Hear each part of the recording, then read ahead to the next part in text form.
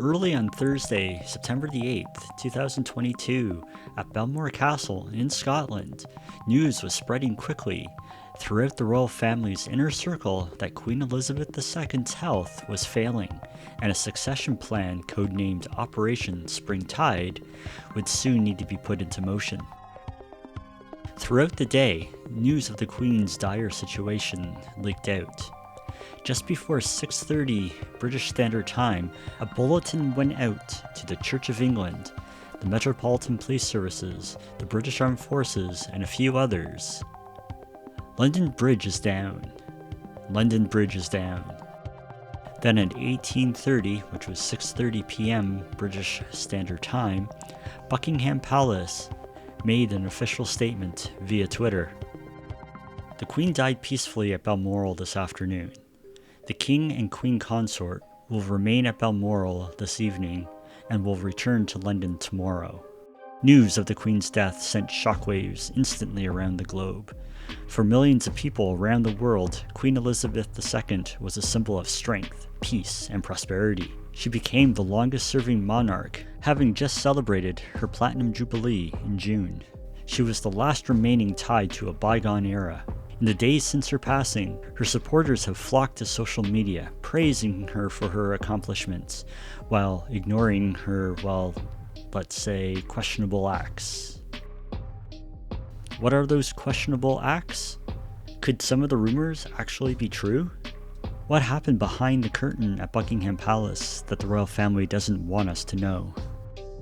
And that's where we begin this week's episode of Science vs. Conspiracy.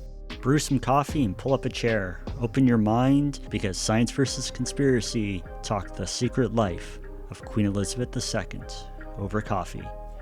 We'll be right back, everybody. Hello, this is the Pacific Wellbeing Mental Health Podcast.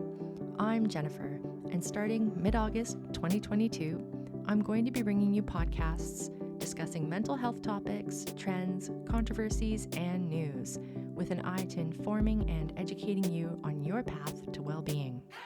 I've been working in psychology and nursing for 20 years, and now I'm a doctoral student in counseling psychology, so I have a pretty keen insight into what makes us tick. Join me every second Wednesday, and we can explore the fascinating world of mental health together. Available wherever you get your podcasts. Being the head of state for over 70 years, there are bound to be some skeletons in the closet, and a lot of bodies buried. As I mentioned earlier, the Queen had received a lot of praise. She isn't without scandal. She's been accused of being a shape-shifting reptile, a satanic cannibal. She eats her corgis to extend her life. She's been a Nazi sympathizer and had a part in Princess Diana's death. Or that time she looked the other way while her son, Prince Andrew, had that little sex charge trafficking scandal thingy with Jeffrey Epstein. Yes, that's something that actually happened. Is there truth to any of these stories? How and why did these stories get started?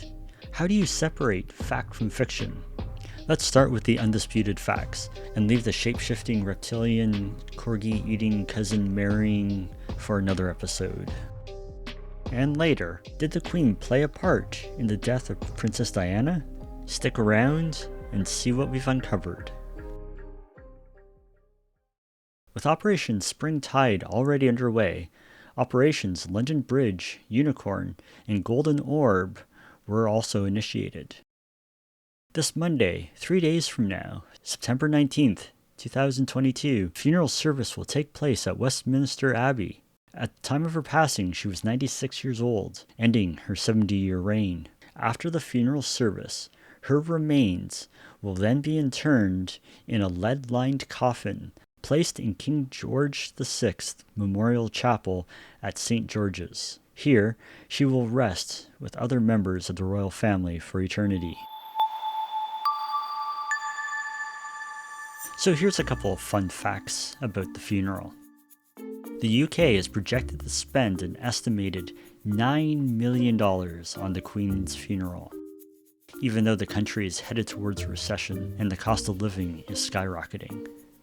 Over 2 million people in the UK can't afford to eat every day, An estimated 800,000 lower-income children are unable to access free school meals, which only costs $2.85 per child, because of caps that disqualify 30% of children in poverty. The UK is spending millions on her funeral, while about 1 in 3 children now live in poverty. 81% of schools report the rise in child hunger. And with school meal programs, schools are having to cut meal sizes and use less healthy ingredients due to the rising costs of food. And if you've ever lost a loved one and received an inheritance, you'll know that a large chunk of that money is withheld by the government. The British royals have an estimated $28 billion fortune. This includes private holdings and land holdings. King Charles will inherit $500 million from the Queen without paying the inheritance tax like everybody else does. And the taxpayers, they're also on the hook for the funeral. They'll be picking up the tab.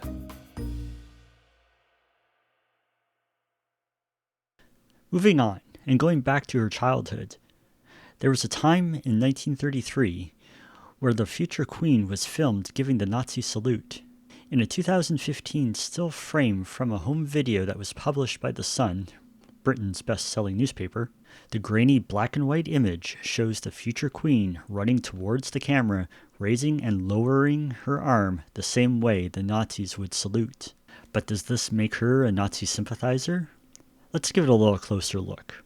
When the story from The Sun was published, a statement from Buckingham Palace was released to try to dismiss the footage by saying, "It is disappointing that the film shot 8 decades ago and apparently from Her Majesty's personal family archives has been obtained and exploited in this manner." The statement went on to say, no one at the time would know how the situation in Germany would evolve. Although I agree that she was just a child and would not have understood the symbolism of the hand gesture, kids are like sponges. They absorb and are influenced by the adults around them. If this had been an isolated incident, then perhaps they could have been dismissed as such. However, it wasn't. The man standing behind her and encouraging her would soon become king for a short time. He would be forced to give up the throne because he was in love with Wallis Simpson, a divorced American socialite. In the coming years, together, Edward and Wallis would be invited to meet with Hitler and taken on a tour of Germany on several occasions. Edward was later quoted as saying, "I never thought Hitler was such a bad chap." This is just the tip of the iceberg of the royal family Nazi ties. The connections extend to MI6 and a plot to overthrow the British royal family and have Edward reinstated as the king. But I'll connect these dots in a future episode. For now, it really makes you question the royal family's motives and where their loyalties really lie. Speaking of loyalties, is there a connection between the Queen and the death of Princess Diana? We'll get into it right after this. What was the Queen's relationship with Princess Diana? The Queen showed compassion for the princess while in public view. However, her relationship was quite different behind closed doors, and it became progressively more strained as the years went on, and especially when Diana's marriage began to fall apart with Prince Charles. There's reports that Princess Diana would show up unannounced to meet with the Queen, crying uncontrollably, which the Queen saw as unbecoming of a royal. In a similar situation to that of Edward VIII, Charles had been involved with a woman by the name of Camilla Parker Boyles, a divorced British aristocrat with 2 children from a previous marriage.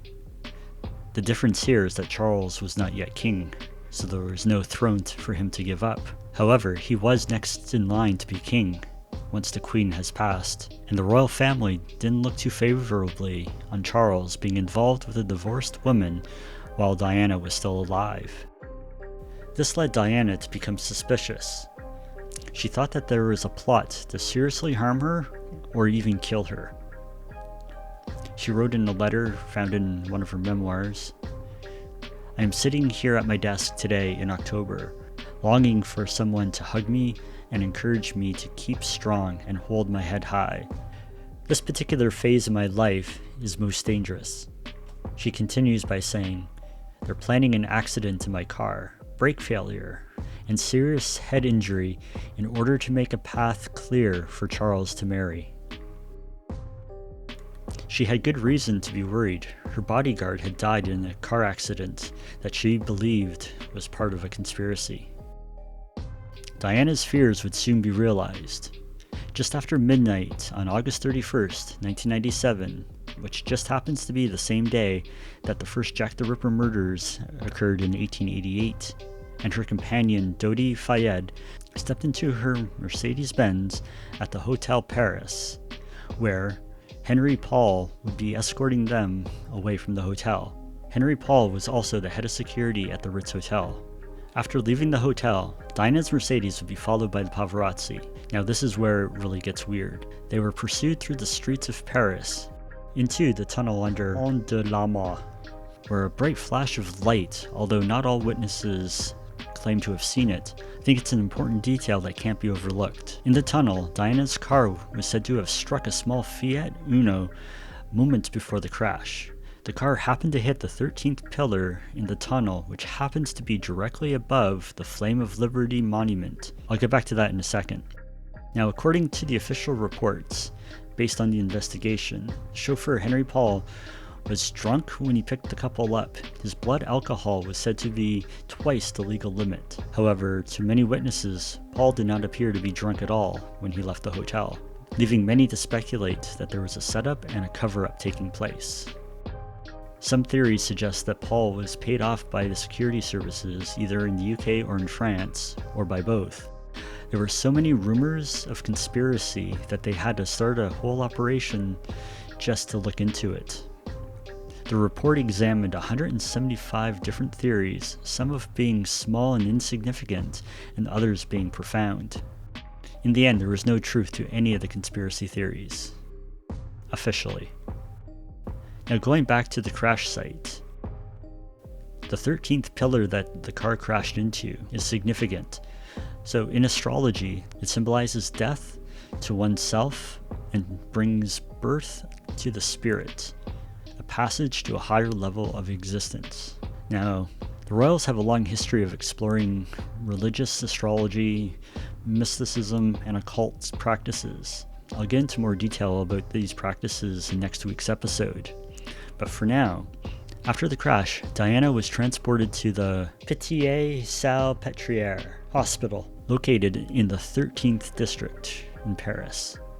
The Flame of Liberty that sits on top of the 13th pillar where the crash occurred is an exact replica of the Statue of Liberty's flame, which was offered to the people of France by donors throughout the world as a symbol of Franco-American friendship. The Statue of Liberty represents Libertas. The goddess's origins can be traced back to the ancient Egyptian goddess Isis, the symbol of death and rebirth. It also references the Whore of Babylon. So I don't think it's a stretch to imagine that this could have been a ritual sacrifice by the royal family. According to a paper by Thomas Spearman of the Toronto International College and published by the South Asian Research Journal of Humanities and Social Sciences, mentions an SAS, Special Air Services sniper, known as Soldier N, that members of his elite regiment assassinated Diana seconds after entering the tunnel. Now with Princess Diana out of the way, Charles was clear to marry Camilla Parker Boyles, paving the way for her to become Queen Consort and Charles to ascend to the throne to become king. So what do you guys think? Just a bunch of coincidences or something more troubling? Let me know in the comments. If you like the podcast, leave a comment and a review on your favorite podcast platform. Let us know what you think of the show. I'll be back here next week with a closer look at the occult and mysticism of the royal family. Remember, being paranoid is smart. We'll see you next time. This week's episode of Science vs. Conspiracy over coffee was produced by Lethologica. Writing and research was done by Bob Homer and Jennifer Timer.